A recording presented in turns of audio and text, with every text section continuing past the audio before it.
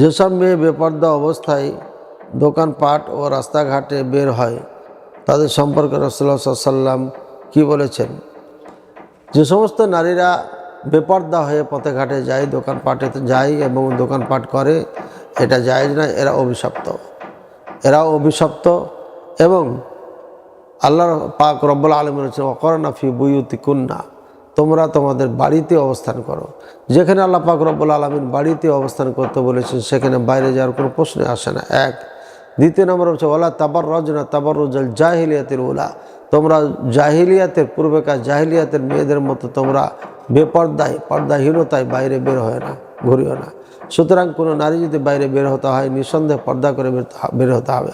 বেপর্দা হয়ে থাকলে পারে আপনার এটা জঘন্যতম পাপ, কাবিরা গুনাহ, এবং তারা ফরজদার করছে। এজন্য এদেরকে জাহান্নামে যেতে হবে, শাস্তি ভোগ করতে হবে, নিঃসন্দেহে, এতে কোনো সন্দেহ নাই। আল্লাহ তাআলা হেফাজত করুন, মা বোনদেরকে সহি পর্দা করে সঠিক পর্দা করে চলা তৌফিক দান করুন, আমিন।